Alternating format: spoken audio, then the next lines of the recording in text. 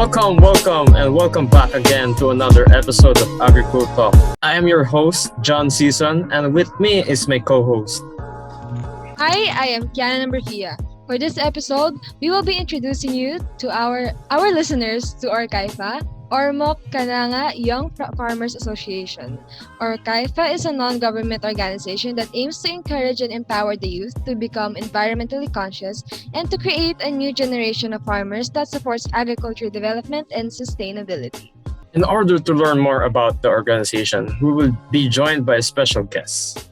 And she is currently studying Bachelor of Science in Education, major in Science, in Eastern Visayas State University or MOC campus, and the current president of the ORKAYFA. Let us all welcome Miss Mary Jane Magan. Hello, magandang gabi. Kumusta kayo? Good evening po, Ate Jane. Good evening. Thank you so much po for joining us today and welcome to Agriculture Talk. Oh, thank you. So, correct me if I'm wrong, but this is the first time in the history of ORKAYFA that a podcast was created in order to promote and let more people know about ORKAYFA. Right, Miss? Or right, Ate Magan? Actually, this is our second time. So we have our first time during the first time we have joined GEPCOMM. So they also have created a podcast. It's different it's different title of the show, so yun. But it's actually the same yung the way na yung interviews about ORKAYFA. So on behalf of my group, we're really happy and honored to do this, and we thank you for having us. I agree with JC. Thank you also for inviting me. Actually, kahit second time na to, hindi pa rin kami hindi pa rin kami sanay sa mga ganitong mga interview online. So I hope all goes well. I agree po, Miss. Thank you very much po. And I'm really glad din po that we get to do this and we get to learn more about you po and ORKAYFA and to share it po with others, especially the audience po for this podcast. It's good to hear that this is the second time that a podcast is created to promote ORKAYFA because podcast is really an effective way po to for more people, especially the youth, kasi marami pong nakikinig na podcast ngayon to learn about ORKAYFA. Personally, I'm really excited po to learn from someone with a major role within the org. With that po, Ate Jane, first question po natin is, can you tell us po what is ORKAYFA? So yung ORKAYFA, or Mokananga Young Farmers Association, we are a group of young farmers and agriculture advocates in Leyte, advocating for agroeconomic sustainability, and our main goal is to really create a new generation of farmers since yung interest ng mga kabataan ay hindi na masyado sa pagsasaka. So we are here as an organization to promote the farming industry and to promote yung mga sustainable agricultural projects and works na kayang i-promote ng grupo with the help of our mother organization, ORKALEF. ORKALEF stands for Ormoc Kananga Leyte Farmers Federation. So it is a federation of small farmers. Basically, it has 16 barangay association members, both in Ormoc and Kananga. And now they are expanding to Alang-Alang and Capoocan Leyte. So they are expanding as well as ORKAYFA kasi sabay-sabay sumasama kami sa mga, nagpa-participate kami sa mga projects and mga advocacies ng ORKALEF. Yan. Thank you very much po for that, Ate Jane. And I just want to say po, no, na it's really admirable po with what you're doing po with this organization. And it's really wonderful to see an organization such as ORKAYFA that is very committed to an important cause such as youth agriculture po.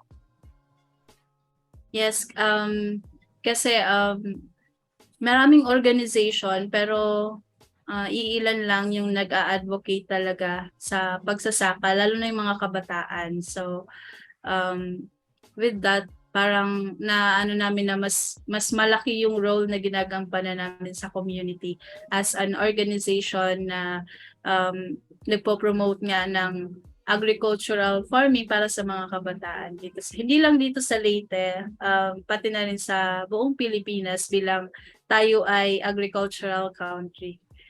Ayun.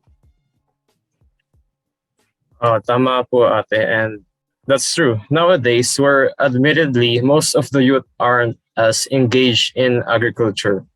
So it's really wonderful to see an organization that is willing to educate us and help us get closer to our roots. So for our next question po, Ate Magan, we would like to ask about your life before joining ORKAYFA and what made you join the organization po?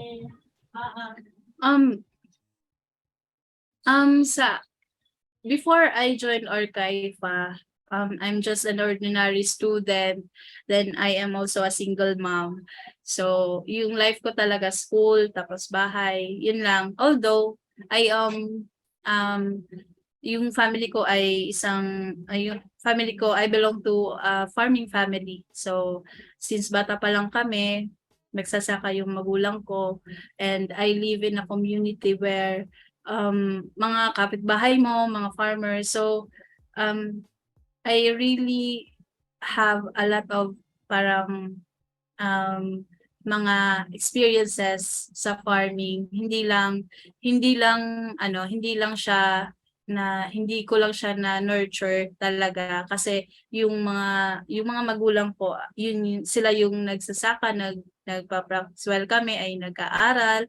And when I graduated high school, umalis ako sa bayan para pumunta ng urban areas para magtrabaho. So napawala yung yung interest ko ay wala talaga dun sa pagsasaka. Then one time nung nag-aaral ako, first year college, my neighbor who happens to be my yung childhood friend ko, in-approach na ako, sabi niya kung payag ba daw ako maging documenter. So sorry, nag-storytelling na ako. So kung payag ba ako maging documenter niya kasi she was chosen to be one of the beneficiaries of a project of Kaisahan. Kaisahan is an NGO na nag-advocate for rural empowerment, and yung target nila ay mga farmers sa mga rural areas. So, meron silang project titled Bridging the Generational Gap for Agriculture. So, I am not actually the farmer, but I am the documenter. So, yung trabaho ko ay kuha ko ng pictures lang while she is doing her job sa garden nila. So, yun, after nun, merong 6 beneficiaries yung project. Tapos, each beneficiary, nagre-request sila ng documenter. So, I was one. Then, my purpose really is to have an extra allowance for the school. Yun lang yung purpose ko. And then, I got engaged kasi I worked with the caring NGO. So, yun, I got hooked sa mga nila, sa mga activities. Sumasama-sama na din ako until nag-end yung project. And eventually nabuo yung ORKAYFA. So yung unang bumuo ng ORKAYFA ay yung 12 na involved na mga kabataan, kasama ako. Yung 6 na beneficiaries, tapos yung 6 na documenters. And then when we go when we go out in the field, nami-meet namin yung mga farmers, tapos may mga anak nila, nami-meet namin, then eventually na-inspire sila. So hanggang sa naging 21 active members yung ORKAYFA. So dun, after nung parang culmination ng project namin with Kaisahan, Voice, and ORKALEF, nabuo yung ORKAYFA. So nagkanda kami ng General Assembly, then na-elect ako as the president of the organization. So yun, nag-start yung ORKAYFA noong January 2020. Yan.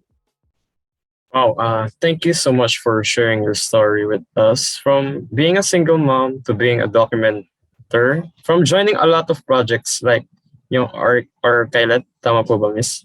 ORKALEF po. ORKALEF, and yung Voice ng Kabataan. It is Voice, sila yung parang sponsor, yung international NGO na naghahanap ng fund for projects na isinasagawa ng mga grassroots organization kagaya ng ORKALEF po. So it is really inspiring, and I'm sure it will encourage a lot of listeners to join ORKAYFA organization and a lot of organizations that helps in agriculture development of the Philippines. Yes. Exactly, JC. Especially now that we heard Ate Jane's personal experience and being part of founding ORKAYFA. Sobrang nakaka-inspire po. Who wouldn't want to be a part of this org, di ba? Speaking of joining po, Ate Jane, can you tell us po, why is it important to have a new generation of farmers?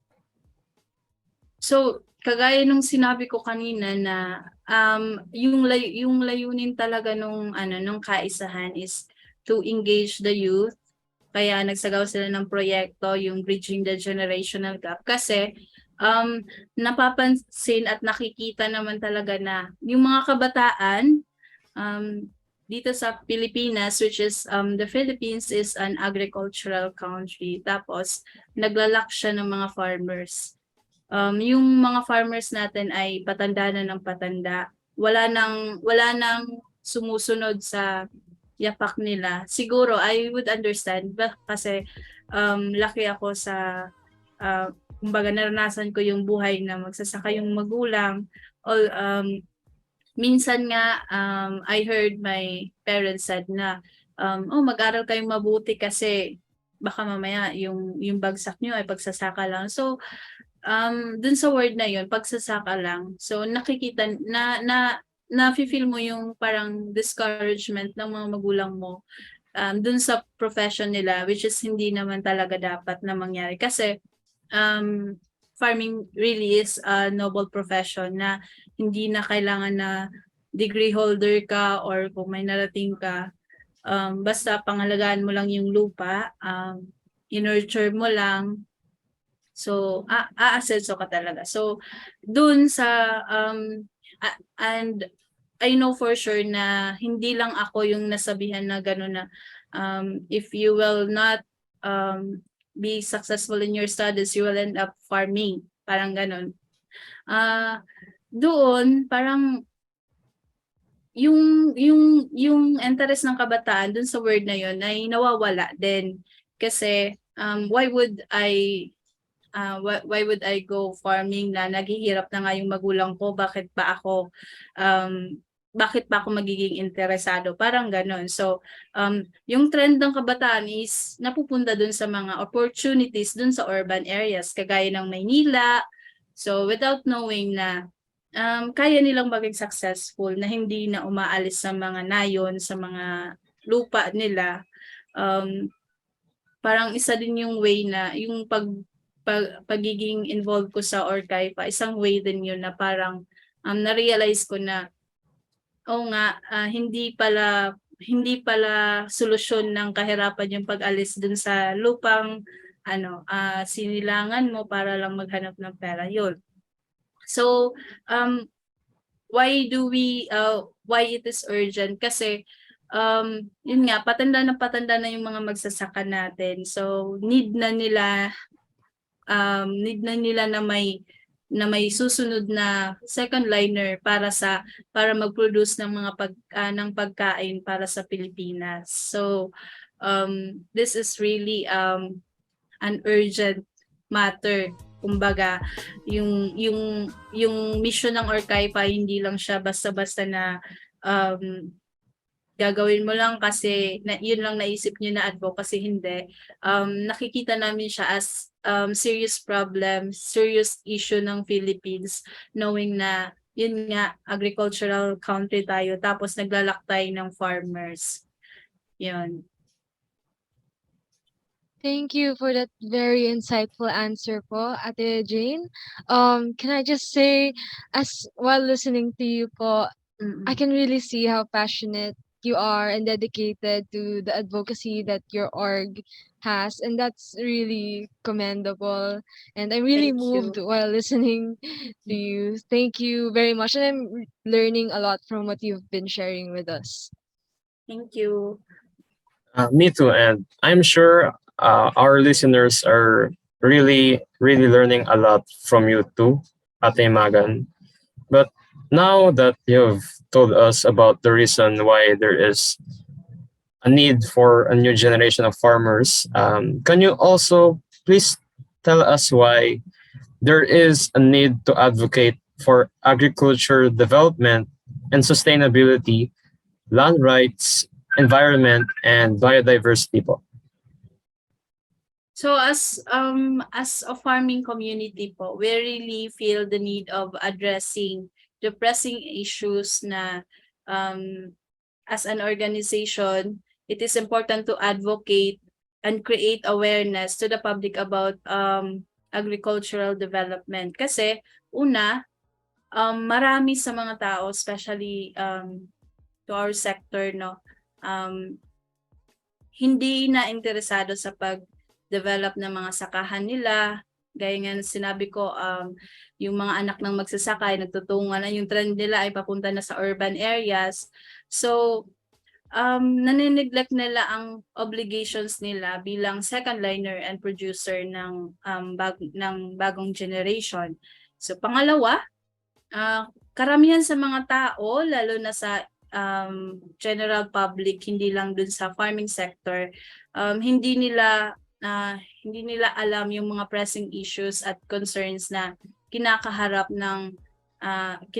natin about agrarian reform. So, ang nangyayari na misinterpret yung mga ginagawang interventions ng mga CSOs at ng mga NGOs sa field. So, kagaya namin. So,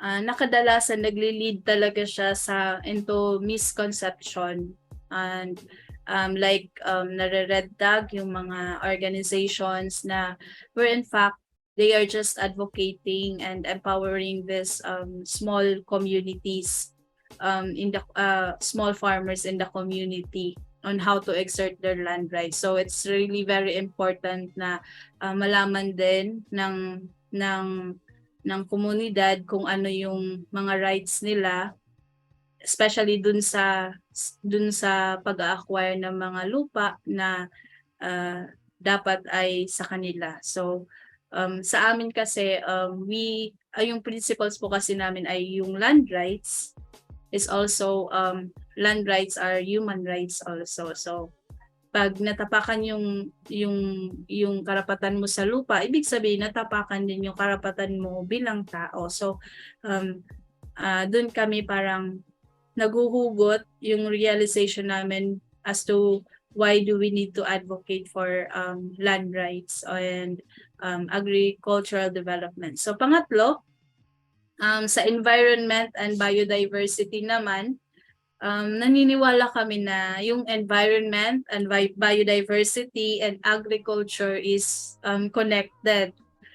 So they are connected in a way na lahat ng produce, lahat ng engagements ng mga farmers would go towards the environment and the biodiversity itself, no. So as an advocate for agriculture sustainability and development, it is very important na it is very important and should be in the priority list sa ating sa kumbaga sa listahan ng mga advokasya ng mga magsasaka. Dapat nasa priority list ang environment and biodiversity. After all, lahat ng biyaya na bigay ng Diyos sa atin ay binigay niya sa pamamagitan ng kalikasan. So lahat ng tumutubo ay galing sa lupa, lahat ng mga pinagkukunan natin na resources ay galing sa kalikasan. So it should be prioritized. Yan po. And very well said po, Miss Magan. Yun nga, kailangan na aware talaga tayo, and we should be aware about the current state of our agriculture in the Philippines. And yung isang tumatak sa isip ko yung land rights is also the human rights natin. And with that, once again, thank you so much for all this information and you've been sharing with us po, Ate Magan. Thank you also for inviting me, and I hope I could also be invited in one of the programs if you would continue. Kasi parang nagugustuhan ka siya. Yeah. Yes po. Thank you. Yes po. Ayun, thank you so much po, Ate Jane. I'm really glad to learn. Of course, nakakalungkot po yung mga kinukwento yung current situation, yung the things that are happening with the situation in our country's agriculture.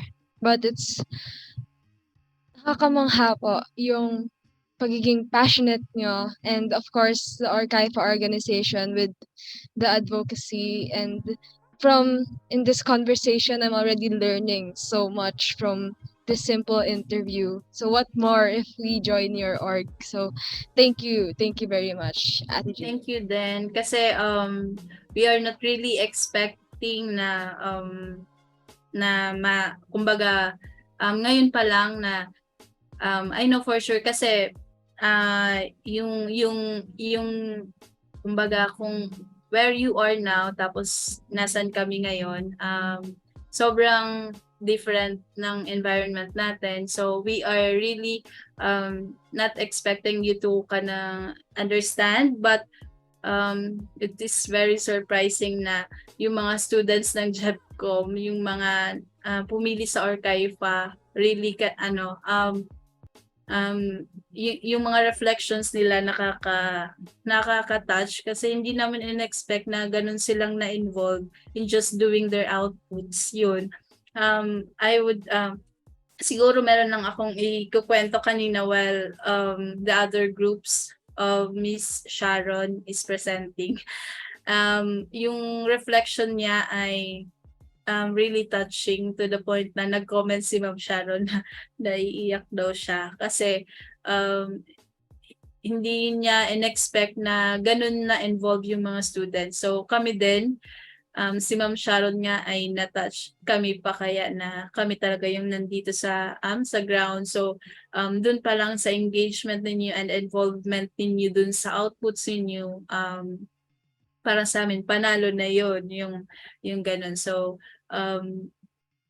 parang kumbaga merong part sa amin na nag-hope na in the near future when you graduated, you would also be part of an advocacy that ORKAYFA is advocating. So you would also be part of an organization that is nag-advocate ng mga small farmers or even not farmers pero yung mga marginalized community. So we have that parang assurance, maliit na percent ng assurance na when you graduate, you would bear in your minds, not only in your minds, but also in your hearts, yung passion ng pag-advocate. Kumbaga, your profession won't be wasted by yung mga masasamang yung mga kumbaga hindi masasayang yung yung profession ninyo. So yun yung sa part ko na parang ito when they graduated, at least we have been a part of their journey, kasi parang doon pa lang siguro kahit malayo pa yon, parang kumbaga meron ng kumbaga may natanim ng ano tawag nito, kumbaga seeds na mag-grow na lang talaga pag sa pagdating ng panahon yon.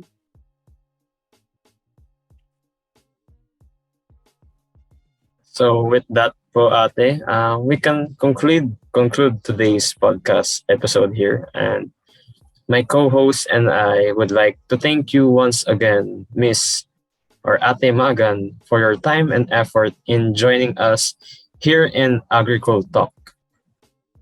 Yes, Thank you also. Thank you. Yes, thank you so much It's po, a pleasure Ate Jane. talaga. Thank you. Yes, it has been a pleasure to Uh-uh. learn from you din po, and to learn so much more about ORKAYFA and your advocacy, and of course the importance of agriculture in the modern world. Mm-mm. Before you go po, do you have any last word to share with our listeners po? If may gusto po kayong sabihin or yayain sila mag-join ng org. To the listeners, siguro hindi naman necessarily na mag-join kayo ng org or to help the organization. So by simply sharing posts, helpful posts sa social media, kasi doon tayo magaling, yung mga kabataan ngayon. So yung mga facts na makakatulong sa paglago ng agrikultura ng Pilipinas, and especially yung pagtatangkilik ng sariling atin. And also ito trending kasi ito sa social media, so I just wanna kasi merong mga times na yung mga magsasaka ay naglalako ng mga paninda sa merkado, tapos tinatawaran pa ng mga so sana we consider their efforts of bearing that fruit or bearing that crop, kasi hindi madali yung pinagdaanan nila bago nila malako yung produkto nila. It's not just the transportation from their areas to the market, but it's a matter of parang simula pa nung seedling pa yan or nung butil pa yan, inalagaan na yan until nag-harvest. So they don't deserve to be parang tinatawaran ng, kung sa amin sa Bisaya, paliog, parang hanggang leeg na tawad, parang ganun. So yun lang, gusto ko lang doon mag-comment, kasi every time nakikita ko yun, parang nade-discourage ako, kasi mostly pa naman sa tumatawad is nakikita mo na financially able talaga. So ayun lang. And then sa inyo din sa students, sa mga ayun, pag may nakikita kayo ng mga ganyan, if kaya nyo naman, so wala na sanang tawaran yun. Yun lang. Yes, thank you so much po ulit, Ate Jane. Thank Ayun. you, and yun na yun, no? Yes po, thank you Okay po. lang ba yun? Hello. Yes po. Yes po. Okay. Okay. Nakikita ko may mga members pala dito nagka-clap. Hello. Yes po. Sige, mag-end na tayo, no? Sige, thank you. Thank you Yes for po. having Thank you me. very much, Thank you po Ate ulit Ate Jane. Thank you po. Bye-bye. Good luck. Thank Good you. luck. Good luck. So, co-host JC, what can you say about today's episode? Well, co-host Kiana, like you said, it really has been a pleasure to learn more about ORKAYFA and to hear from a proud member and a leader of the organization, you can really see how passionate they are about their advocacy. And that's really commendable to see from a non-government organization. Here, JC. For me, this whole experience has been really knowledgeable. I'll be the first to admit that I know little about the agriculture situation in our country. And thanks to Ate Jane, I know more now, and that's really a testament for their organization, isn't it? I mean, by just having a conversation with their president, we already have learned so much. Not gonna lie, JC, but I'm kind of inspired to join ORKAYFA now. Same here, Kiana. And hopefully, our listeners also learned a lot and are as inspired as us. And maybe we could join ORKAYFA. I agree. And with that, we would like to thank you all for tuning in to the second episode of Agriculture Talk. And we hope that you learned some grain of knowledge from today's discussion. And if you enjoyed this episode, don't forget to click the like button and leave a comment, and make sure to also like and follow our Facebook page, Agriculture Talk, as well as our Spotify, Agriculture Talk then. And thank you very much, everyone. Once again, this has been JC. And this has been Kiana. Stay tuned and see you in our next episode.